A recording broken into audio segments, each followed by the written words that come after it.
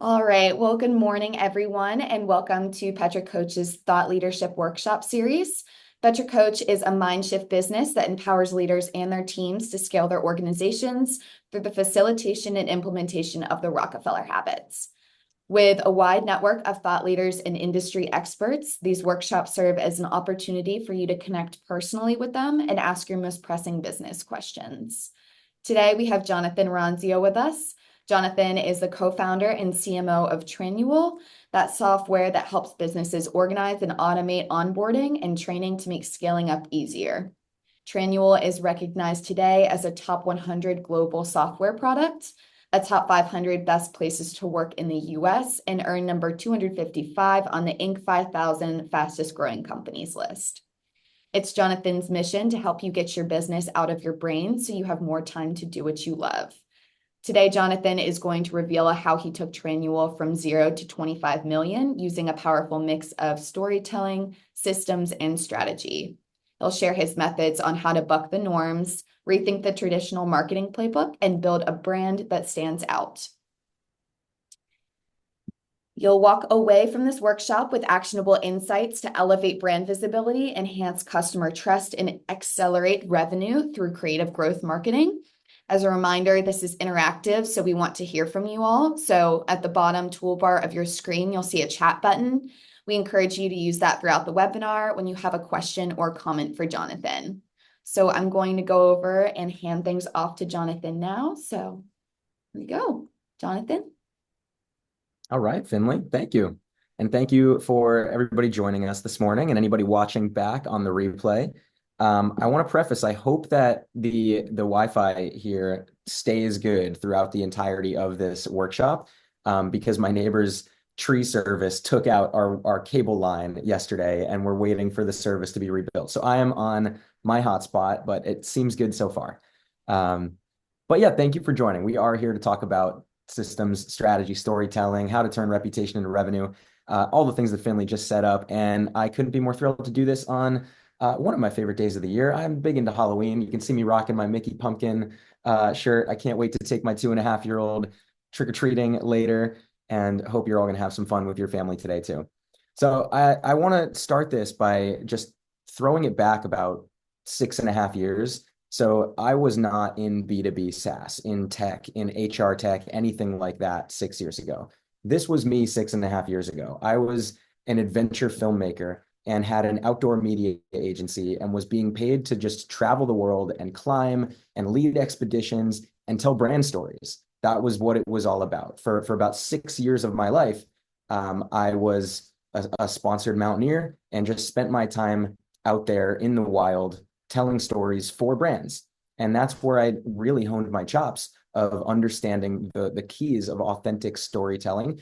And I will say that so much of the theme of what you're going to see through the rest of this presentation, and generally, if you're familiar with Trainual and our marketing, you probably know that we feel a little bit different. We look a little bit different. We don't do things like normal B2B SaaS companies. And that's because there is a real power to coming into an industry, not knowing the industry. There is real power in not doing it the same way as everybody else. And I want you to all reflect on your own brand, your own marketing, and make sure that you don't look like everybody else in your industry. When you look at your competitive set, how do you bring something fresh to the table? Like I did with a training manual product coming out of creating adventure films about high altitude mountaineering and adventure philanthropy and all these things. So that is where I was. And so in summer of 2017, I went to climb Denali. I was up in Alaska for 3 weeks, totally off the grid, climbing the tallest mountain in North America, shooting a documentary. And while on that mountain, well, prior to even going to that mountain, I knew that for the first time, I would be spending 3 to 4 weeks, if not more, just totally disconnected from everything. No lifeline, no nothing, except for this rope that I was attached to my climbing partners on. And in preparation for that, I knew that I had to still keep my outdoor media agency going. I needed the client work to still be produced. I needed the podcasts and the newsletters to go out and the blogs to go out and all the things that I had been building up with my brand and this reputation. I knew that I couldn't let it stop. And so my brother, actually at the time, he's 3 years older. We had worked together our whole lives building a video company. When we left the video company in in 2012, I started down this path. He started down the path of business process consulting and efficiency and operations and all that was always his kind of MO. And inside of his consulting company, he had built this beta product called Trainual, which was built for documenting processes and training people on how to do things. And so for the very first time, I tried this product out with my processes for the podcast, for the blog, for the client work, everything that had to be done for my outdoor company. I needed to make sure that that still kept going with my staff writers. And for the very first time, I removed myself from the bottleneck of that business. And I was able to just be on Denali, enjoying the mountain, focused on nothing but the mountain. When I got off of that mountain, it kind of clicked to me that there was something there. And Chris and I talked. He was pretty burnt out on scaling his time consulting. There was kind of a ceiling on how much he could really just sell himself. And then I was pretty burnt out on expeditions, especially after this one in Alaska. And I was just on the road all the time and I needed a break. I didn't know if it was going to be a permanent kind of hiatus, but I just needed to pull back a little bit, try something different. And so Chris and I talked about this product and decided let's give this a shot. Let's team back up. We hadn't in 5 or 6 years. And so in January of 2018, we decided to launch Trainual together.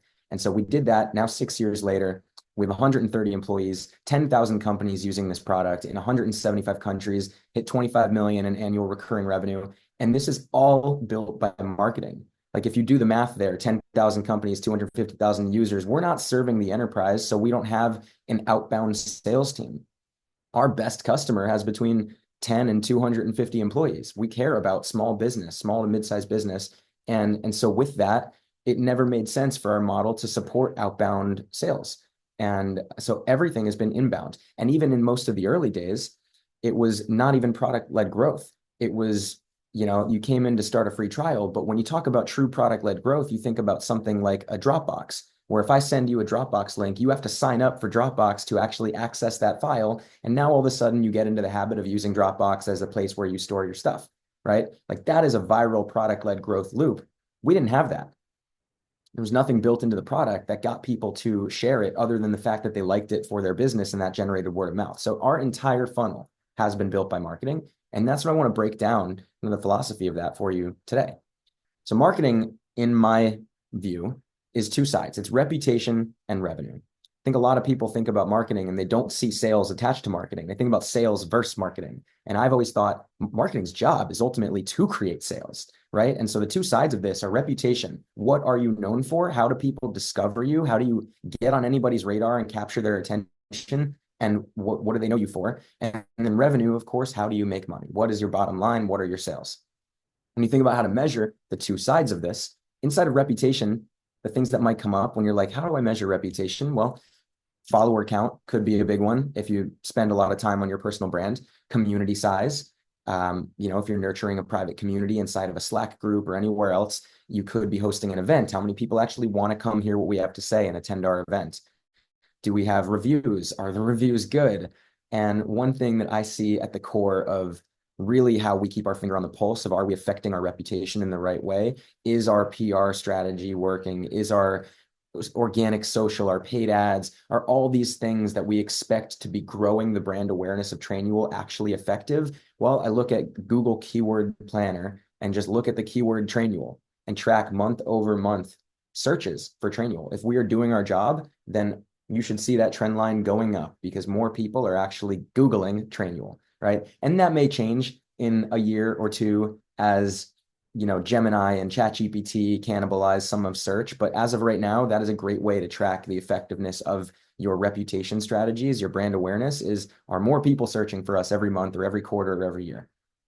From the revenue side, I hope you all know how to measure revenue, but right, revenue is about new sales. It's about repeat sales. It's your upgrades. It's your retention. And so these two things are connected under the umbrella of marketing in my mind. That's growth marketing. That's modern marketing. It's not just billboards and magazine ads like the Mad Men days. It's a matter of how are we actually tracking the journey of when they first see any kind of brand impression to when they actually become a customer, and then tell other people about it. So that journey, let's simplify it. It's a matter of attention. Attention is the commodity, right? If Ben wasn't driving right now, would his attention be on this webinar? I don't know. I would love to think that you would join, but even if you were sitting at your desk and you were joining, You might also have 5 tabs open where you're doing other things. You might be looking at your phone every 5 minutes because you get an alert, right? Attention is such a rare commodity these days, and we need to do everything we can to capitalize on attention. Once you actually get anybody's attention, you have the opportunity to generate interest that inspires them to act. So from attention, you drive them to take action. From action, you have the opportunity to then move them through your funnel as a customer to actually collect that sale and acquire them. So acquisition.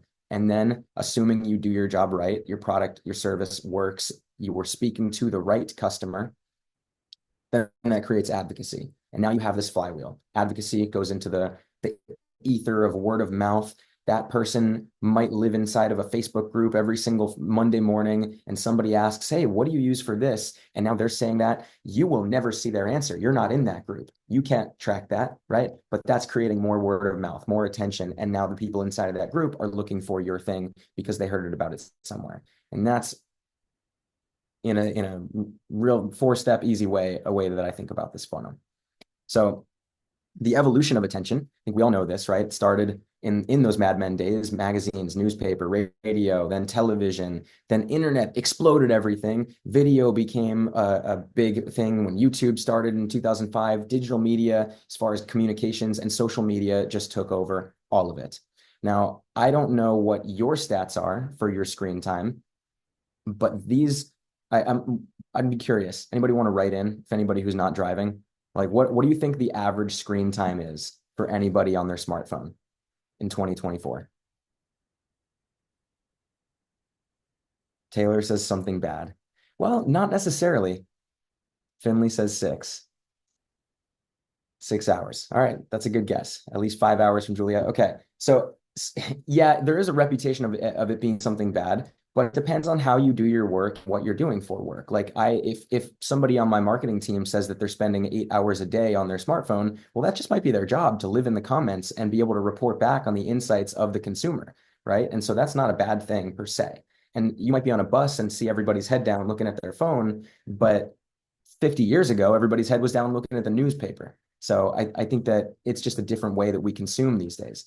The actual stat is 6 hours and 40 minutes. That is, it might be 2 for you, it might be 12 for you, but globally in 2024, 6 hours and 40 minutes is the average time that people spend on this device right here. And these are the top downloaded apps in 2024.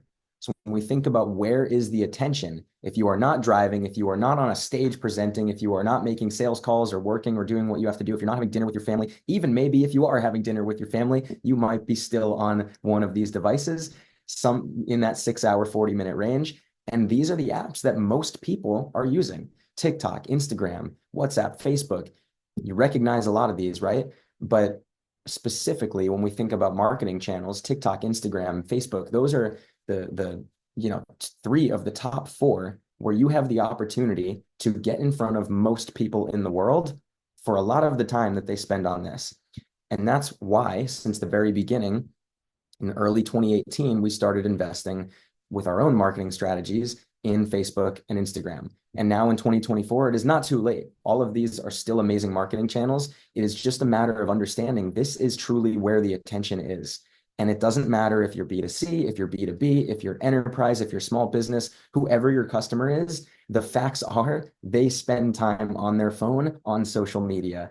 And the algorithms are getting way, way, way better in terms of your ability to get in front of them. Even if you want to get in front of a 58-year-old pet shop owner on TikTok, you can do that. It just comes down to the creative being the variable. Now, I'm not going to break down yet the creative strategy or what's worked or what hasn't for us on social media, how we've thought about building our brand on these channels. We'll come to that. For now, I just want to simplify things a little bit on what I feel are the fundamentals of any marketing campaign. What enables the success of any of your marketing efforts? I think it does come down to storytelling, systems, and strategies. And so that's how the rest of this presentation is going to be framed. I'm going to show you just how we do it. From a standpoint of inside of all of those elements, storytelling, systems, and strategy, you have an idea, you have a goal, who's going to execute, who is it for, and how is it getting done, right? These are the 4 elements that work together inside of your marketing campaigns. If you have an idea but no goal, that's where you end up just wasting money on a billboard and don't know how to track it and don't know what the measure of success was, right? If you've ever read the book Who Not How, if you haven't, I highly recommend it. But the book Who Not How is an amazing book in terms of thinking through. It is not necessarily me needing to figure out how to execute this strategy. It is finding the right talent that knows how to do it. How do I enable people? That's why who generally comes before how. So these are the elements we're going to break down inside of our framework as well. So when we get to storytelling, I love this quote. Seth Godin, it's so simple, but Seth says marketing is no longer about the stuff you make, but the stories you tell. We all know Mario, right? Okay, but Mario in this form, very ineffective in the Mushroom Kingdom. He can't do much. If he gets hit once, he's dead, right? And but here, what if I went to sell Mario? Let's say Mario's the customer, or maybe you're all Mario, right? And I want to sell you, hey, I've got this leaf. It's brown, it's brownish red, it's pointy, it's like 4 inches long. It's kind of like it's dead. If you squeeze it, it's gonna crumble. Do you want to buy my leaf? I think I see some heads shaking no. No, you don't want to buy that leaf, right? Like it is you're talking about the features of the leaf. You're describing the features of the leaf, and that is not appealing to anybody. Now, what if I said, hey, what if I gave you this leaf and it turned you into this like cool fuzzy raccoon?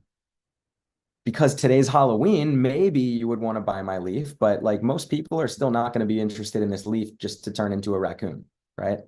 But if I said this leaf makes you fly, let me talk to you about how you can fly. And you, Ben, you don't have to drive to work. You can fly to work if you buy this leaf. How about that? You're going to cut your commute by 80% because you're going to fly over all the trees and all the traffic. You want my leaf now? That's the power of storytelling and of speaking to the emotional appeal, the aspirational benefit instead of describing the features, benefits over features, right? And so storytelling is always rooted in the emotional aspirational benefit, the appeal. As an example, we have these banners up in Phoenix Sky Harbor Airport, and this is under the positioning of this campaign, the official software of airplane mode, right? Being the software of airplane mode it doesn't say a lot about the fact that Trainual is a tool for standard operating procedures and employee policies and training manuals, right? But it is an emotional appeal of wow, I can disconnect. I can go on airplane mode and know that my team is okay. And so that's a matter of how we think about what is the true benefit that our users are looking for. It is not that they want a better place for standard operating procedures. It is that they need their time back, right? They want to be able to have peace of mind that their team's got it and that they can just go up into the sky and watch the latest Ryan Reynolds movie, right? This is another example of that, right? We went to LinkedIn and we just polled the audience, like, what is the hardest thing about running a company? And overwhelmingly, they said wearing too many hats. Well, that's an awesome response because that's a really visual thing that we can play with. It's relatable and it's something that we can tell a story around, right? That story is about being able to not being able to get rid of all the hats that you wear, not be the one that does everything and only focus on what you need to or want to do in your business. And so we shot this just single cam shot in our office with the names of all our departments stacked on my brother's head and the employees that we actually hired as the first people in those departments walking by and taking those hats off his head. And it was just a fun thing about the story of stepping up the ladder in a company as it grows and getting to the point of being the CEO owner and not having to wear all the other hats. That is the emotional appeal that we're selling. We're not talking about onboarding and training in this ad, right? So my question for you as a reflection point is what is your unique emotional appeal? Just think about the value prop of your business. It's not what are the features that you sell. It is what is the aspiration that you unlock.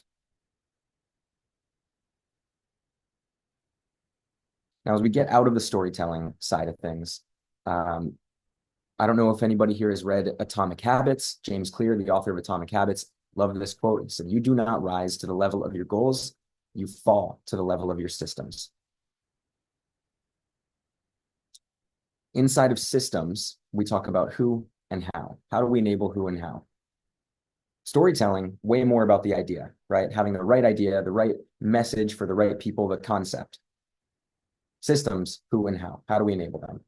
Well, I'm going to pull the curtain back on the systems that Trainual has to enable both how it gets done and our team.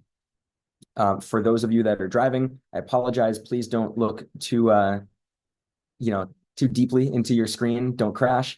Screenshot it later. We'll get the recording out. But this is a pretty complicated little system here. So this is the magic that runs basically our growth engine. And that is a matter of, let's start with ads, right? We've got Google and Meta and LinkedIn ads running. And then people click from those ads and they go through our hosting platform and they get to our, and through our personalization engine and they get to our page, our website, which is run on Webflow. And from there, if they click any kind of form, they're going to be validated through a couple different spam mitigation points. They're going to get into Revenue Hero, where we actually, you might use Calendly, you might use Chili Piper, but this is where we're actually collecting the info for registering for demos. Then they get into Tag Manager and HubSpot, and that information is then properly categorized in our CRM. The tags are sent back to the ad systems to say, hey, this was a good engagement. It triggers automations that then pipes things into our attribution software, where we are also connected to the ad platforms, and that continuously optimizes for the best conversion points. And all of that then funnels, if they get onto a demo, they end up buying, they go into Trainual, they end up paying with Stripe, and now they're a customer. That customer data is piped into a customer data warehouse, that segment with our pipeline that goes through high touch back to our platforms like our ads and our HubSpot system. If they are a great customer and we see the right signals, we're asking them surveys with an NPS platform. Those surveys are prompting them to go leave reviews on G2, which is a software ranking system that matters to us. We're then taking our best reviewers, turning them into a customer referral program on PartnerStack. All of that is happening under the hood behind the scenes. I don't know what your marketing system looks like, what your tech stack looks like, but I just wanted to pull the curtain back and say, this is the system that enables the how. It might sound simple to say, hey, we shot this video of Chris wearing a bunch of hats, super silly in our office, and now we're running Facebook ads. Yeah, that does work. But without the underlying hood of, the engine inside of the car, you're not going anywhere. The car can be really pretty, and you could sell that car in a parking lot unless they try to test drive it and it doesn't go anywhere. This is our system. So all of you, I want to encourage to think through what is, build out a workflow. What is your system that ensures that any efforts that you have for your reputation marketing are effectively being tracked along the way to impact revenue? And then is every step along the way actually being correctly optimized so that this is a true assembly line and a true optimized scalable engine, right? So you can check this out later. Feel free to ask me any questions. But this is generally the system that enables the how it gets done. Now, if we talk about the system that enables the who, I'm not trying to be biased or anything, but yes, we eat our own dog food, and that is Trainual.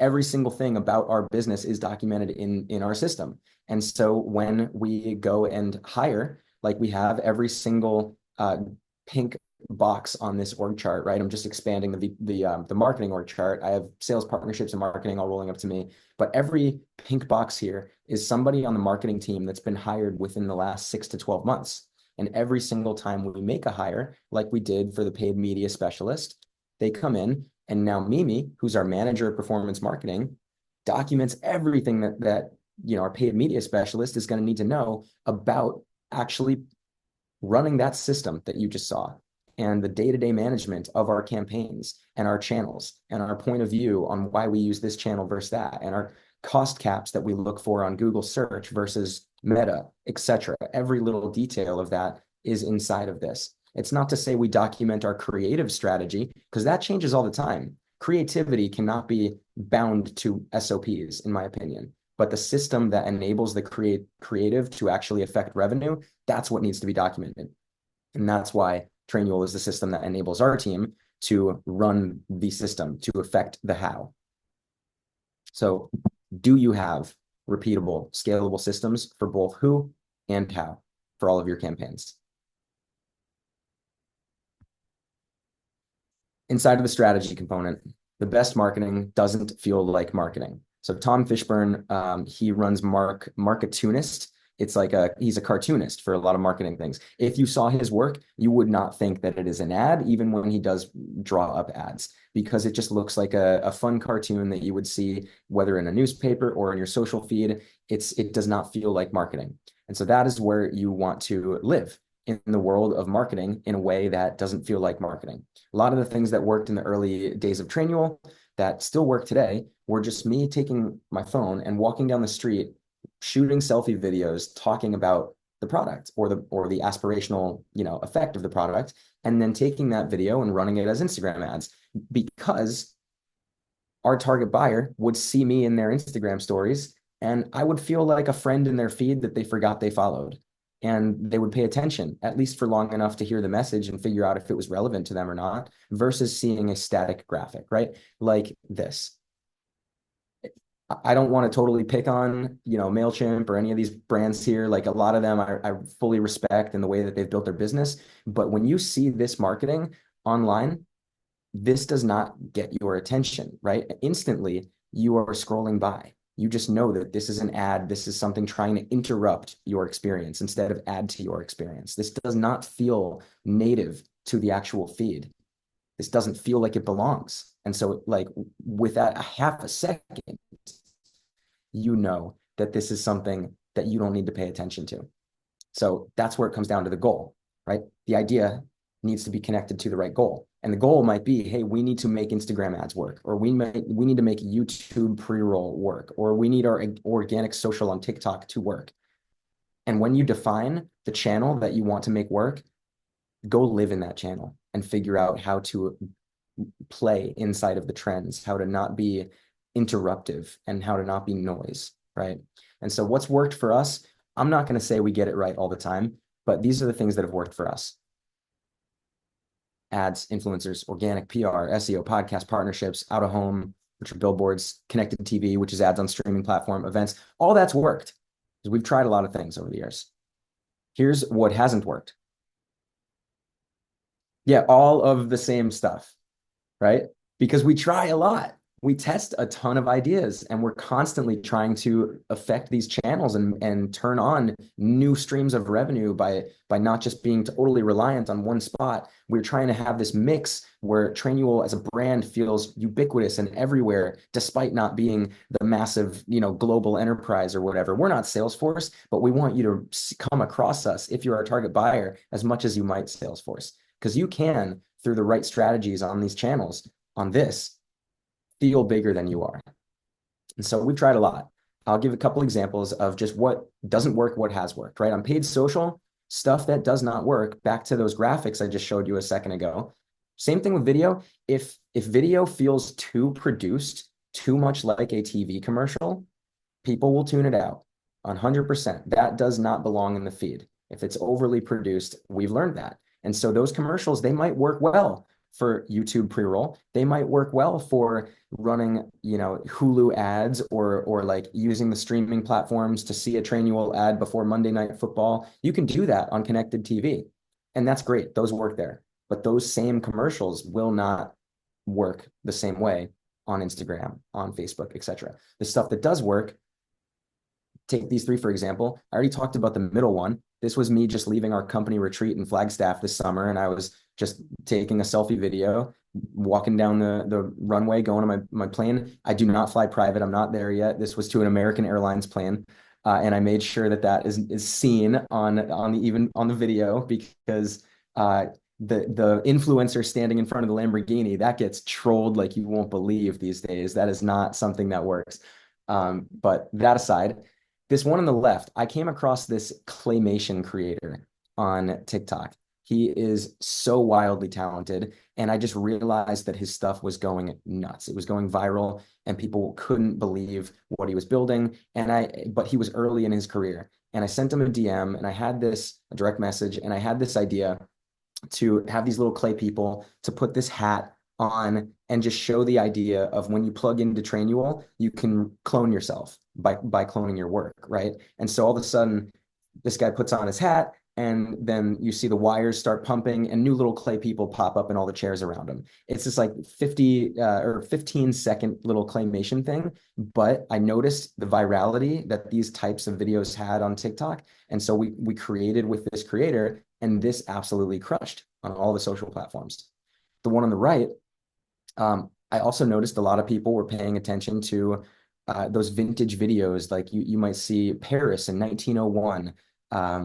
The just way back in the day kind of stuff it's caught on as far as a trend and things that were popping up in the feed.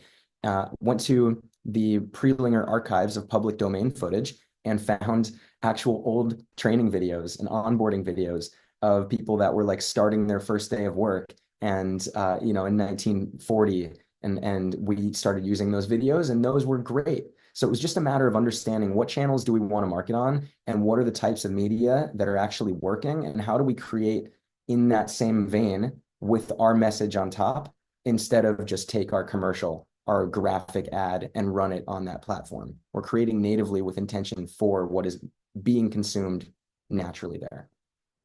On organic, what does not work is being overly promotional and just talking about yourself and all of your awards, and having an inconsistent posting strategy, and posting on Monday, but then 2 weeks go by and you post on Tuesday, and then 3 weeks go by and you post on Friday, and then the next day you post Saturday, and then you don't post for 2 months. That doesn't work.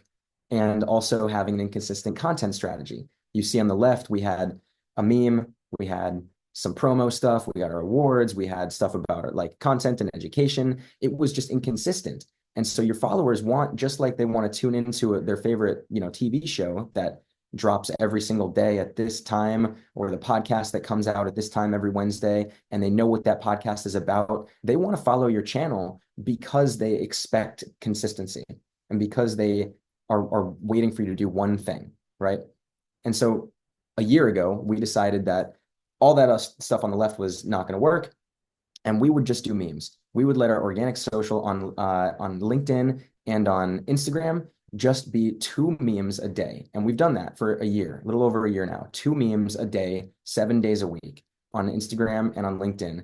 And these just speak to our target buyer with the emotional appeal of humor. And they become so shareable. And our social media following on Instagram went from, it took us 5.5 years to get 10,000 followers, to a year to build another 60,000 followers. And that following, of course, we're doing things to convert that attention into further steps down the funnel, and to engage with people in the comments, and to message with people. Like, we are on top of that. It is not just a vanity metric, but what has worked to actually grow it is finding people where they're at with humor, knowing that memes are what people consume in a big way on social. And a company has a real challenge, right? You will follow a person way easier than you will follow a company. And so your company has to have a way into people's hearts, into people's minds. And for us, we took the path of humor and memes, knowing that that is relatable on social media. If you're building a personal brand, way different. That can just be you. And you can be actually doing things that are educational and posting videos every day. But if your brand is not a person, your brand better have a personality. And so one of the things I would encourage you to think about is, if your brand were a celebrity or a person, just generally, who would it be? We've done that exercise. I like to think Trainual's brand is Paul Rudd. He's, generally liked by everybody. He is he's a humor star. He's funny. He's quirky, satirical, a little bit irreverent, can be a little out there, but also very respected, professional when necessary, can do drama roles, right? So when we looked at, the dynamic characteristics of our brand, we landed on Paul Rudd. I would encourage you to do that exercise too, because it could guide your brand voice that you take to your different channels. And last quick example here on the what's worked, what hasn't. On podcast front, I don't know how many of you have started to, go down the podcasting route, have a podcast, thinking about launching one. The very first podcast we launched was Process Makes Perfect. The idea here was that Chris, my brother, would go interview the top authors and experts on systems and processes. So this would be people like Michael E. Gerber, who wrote the E-Myth Revisited, right? and a lot of different authors who have wrote different books on systems, right? And we had these authors on the show. The problem was these authors, their books are popular. They are not, generally. The authors don't have the biggest following. The books do. And so just by having these guests on the show, the content was great, but it did not spur any sort of following. We also didn't have a real definition of success. We didn't have necessarily a goal for the podcast other than we want it to be one of the biggest business podcasts. Well, why, right? So Pivot, Fastest Growing Companies was a podcast that we launched because we had made the Inc. 5000. And when we got the list, we realized, hey, if we filter this list down, we can actually see the 3-year growth trend of every single company on this list. 5,000 companies. We can see 3 years ago how many employees they had here, how many employees they had here, how many employees they had here. We didn't care about the revenue. It was more about your employee growth story. And so then we filtered down to the 10 to 250 employee range, which was our ICP. And we said, all right, let's just reach out to all of these companies and invite them onto this show about their fast growing story as related to the people growth. Out of 12 episodes that we did for that in the first season, 3 of them became customers just because they ended up on our radar. And that became the goal of that show, was actually customer acquisition more than it was about building the biggest podcast. So this is about idea versus goal, having both, right? The last one I'll walk you through is it's a longer example, but I think this is important because one campaign, yes, can effectively meet both of these objectives around reputation and revenue. So I would hope that everybody here has heard the song "This Is How We Do It" by Montel Jordan, right? This is how we do it. Yeah, you know that song. You've heard it at every party since 1993, right? We joked in the early days that that was the anthem of SOPs. Not necessarily the lyrics of the verses about partying in South Central and whatever else, but the actual chorus anthem worked. So we sought out this campaign because we looked, all right, Trainual is for standard operating procedures, all these different things. It was like, all right, Trainual effectively says this is how we do it here. So let's team up with Montel because this is how we say, this is how we do it.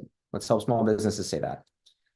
We knew that our ICP were those entrepreneurs and owners and leaders that had 10 to 250 employees that grew up in the 80s, 90s, 2000s, that were listening to this song at every wedding, every party, everything that they went to. This song was prevalent in their lives. And so we knew we could strike an emotional chord there as well.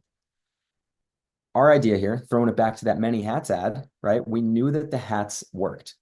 And so we, at the same time, had a partnership that we'd struck up with Damon John from Shark Tank.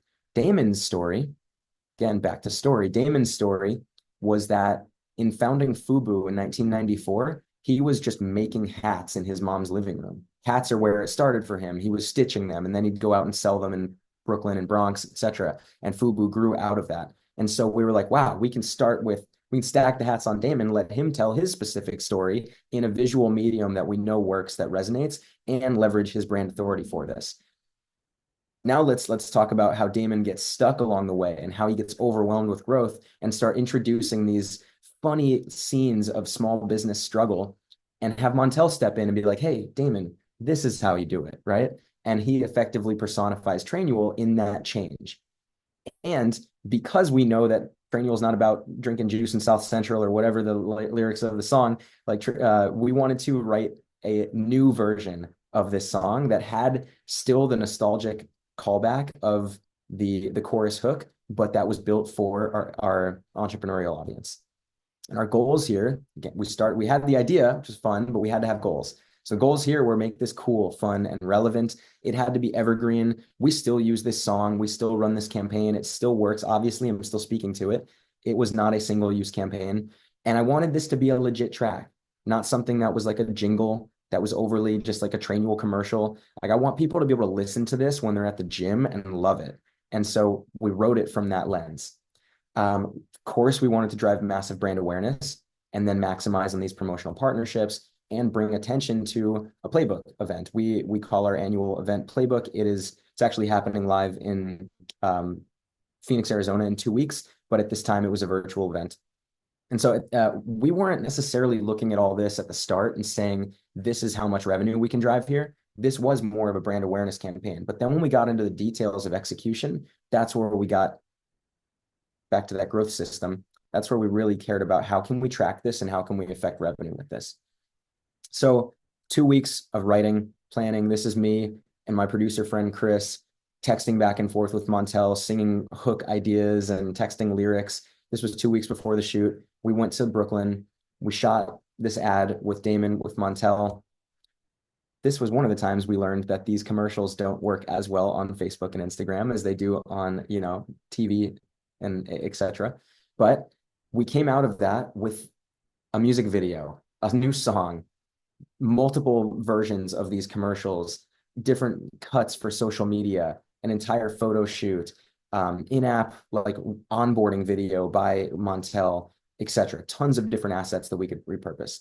And so then we pushed out into social media. We ran it all across tons of different platforms. We blanketed the web from prospecting to retargeting on all our different audiences with this campaign. We even went back to the out-of-home area. We went into print. We like Hulu and Mountain. Mountain is is a platform that you can run those connected TV ads that I was talking about earlier. If you wanted to, have ads on Monday Night Football or whatever else, and you're not running through cable TV, that's a platform we used for that. Those airport banners. This is something we like to do because we started doing these banners, and at first it was like, well, how do we track this? Then we started running Instagram ads to anybody who has actually traveled to Phoenix Sky Harbor in the last 2 weeks, geo-targeting that area. And now our Instagram ads were hitting people that maybe walked under one of these banners and they didn't realize it at the time. But as soon as they see our ad on their phone, they're like, oh, that looks familiar, right? I feel like I've seen that somewhere. And then we started to see in people signing up for our product, we asked them, how did you hear about us? Airport banner was one of the drop downs. And we started to see that pop up more and more and more. And so today we have 4 banners live in Sky Harbor. We continue to run this strategy, and we see this have the same returns nearly as our Facebook ads, with the added benefit of customers and partners and everybody else tagging us on social when they see it.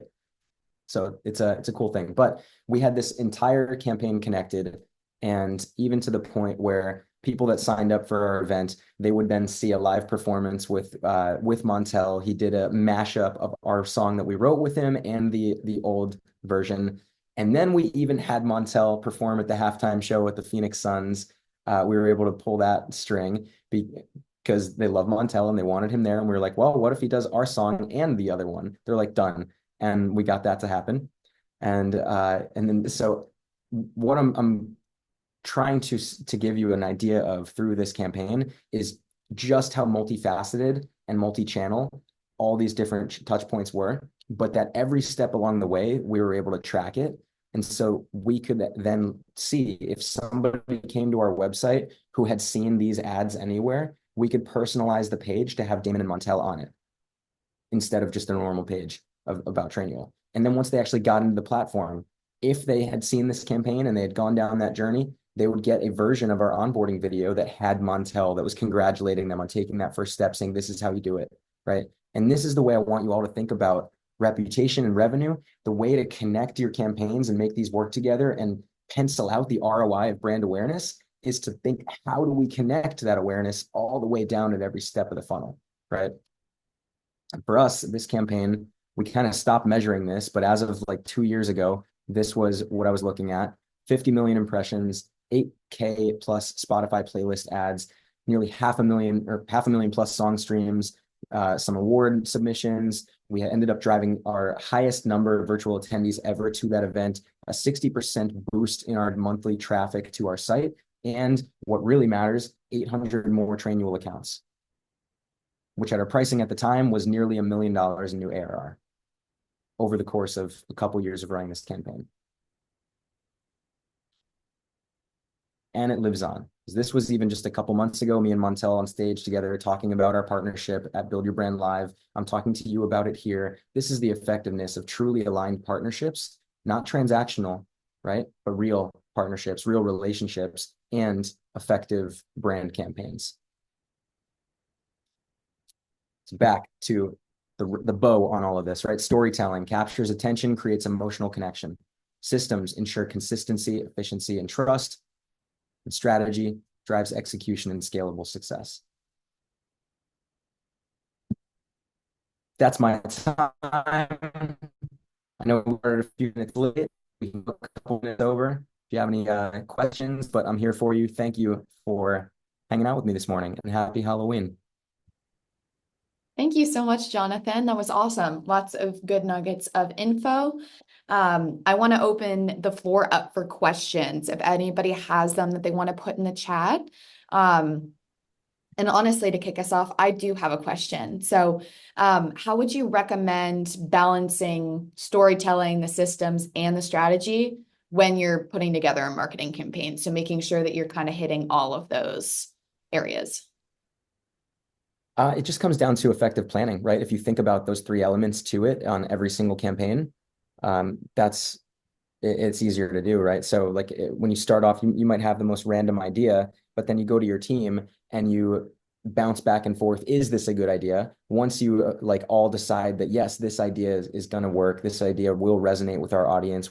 Because we've done this, we think that we can connect this dot, right? And I love connecting random dots. I think creativity exists in the space between unconnected ideas. And so that's where it becomes just a fun, wild brainstorm with your team to validate an idea and then define what is the goal of that. And then who do we have to execute it and how is this going to get done? And inside of those four buckets, then you start thinking through, cool, this is the idea, but what's the story around it? This is the goal. How does it get done? Right? This is who we need on this. Do we have the bandwidth? Mm-hmm. Do we know how to do this? Do we need somebody that we need to hire in an expert? Do we need to get a contractor, a vendor? Do we know how to license music? And let's figure that out. Who knows how to do that, right? Like you start asking all those questions when you go through that framework. Awesome. That's super helpful. And then I did have one more thing I was curious about. I wasn't sure if you recommend using like customer feedback through Google reviews or something like that to storytell. I know, for example, we've worked with Google reviews before and just knowing that that can help with the storytelling aspect. So I was curious if you had any Yeah, advice or feedback. absolutely. Yeah, I mean, so every quarter we jump on and do live calls with customers, not just to build out, testimonials or case studies, but to just hear like what they're doing in their business, how they're using Trainual, what they're doing outside of Trainual, et cetera.